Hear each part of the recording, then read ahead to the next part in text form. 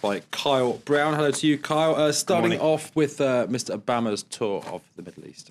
That's right. Well, it obviously got a lot of coverage on our channel and in the papers. And the New York Times, first of all, just did a lovely cartoon of the whole thing, making two jokes at once, really. One on what some people say is an over-reliance on the teleprompter, that Obama uses them rather too liberally, and at the same time showing that he has to rely on that teleprompter to remind him to say that he's so chuffed to see Benjamin Netanyahu. Now, moving on swiftly to the other papers, of course, they're all covering it now because he's wrapping up today his Middle East tour. Now, looking at the Economist now, Economist this week is leading with a number of stories on Obama and his attempts to get the so-called peace process started once again. It says, listen, yes, you can say he's a talker and it's all about the rhetoric, but what a speech he gave. He had Israelis in tears. He was actually engaging in the kind of Israeli narrative, as it puts it. It explains that he really tried to speak to Israelis as though through their eyes, saying that they had made numerous sacrifices. They said, we recognize that you had withdrawn from Gaza only to be hit with terrorist attacks. And he cites a number of examples. Then he actually shifts and sees things as though through Palestinian eyes. And The Economist says it's quite a feat that he accomplished, because they say he's managed rhetorically perhaps to have created a foundation on which he can shift the whole discussion and try to convince the Israelis that they're in a tough neighborhood, yes, but now that's even more reason for them to seek some kind of peace agreement with the Palestinians. The Financial Times thinks they have a different take on the whole thing.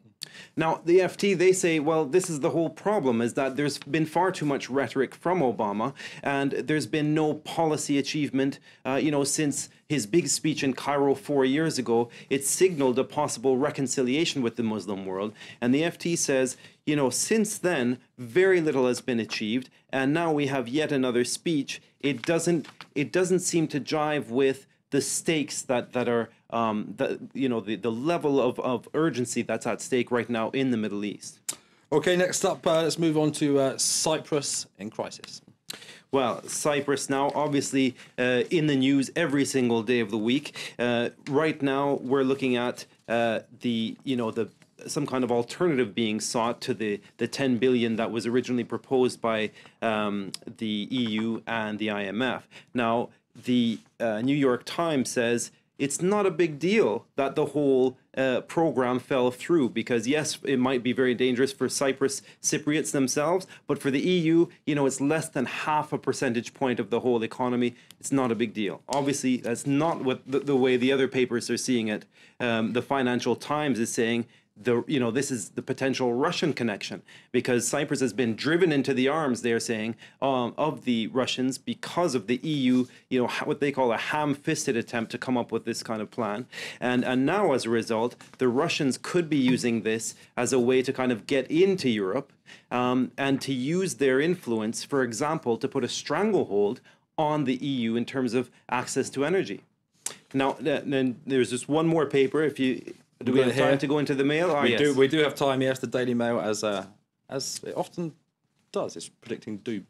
It's predicting doom. That's right, and it's actually you might be guilty of thinking it's a bit over the top. It's saying never perhaps this one time because it's warning that we could be in the grip of a new Cold War, and it's saying why. Well, actually, not only does it involve economic stakes, but this the Cypriots, if they warm that much more to the Russians, they could actually get access to a naval base in the area, could have military ramifications. As the Mail goes on to say, this could spell doom for the Brits and the West in general. High stakes. Kyle Brown, thank you very much for that roundup of the international press. Just going to remind you of the world news headlines now, and the ex-president and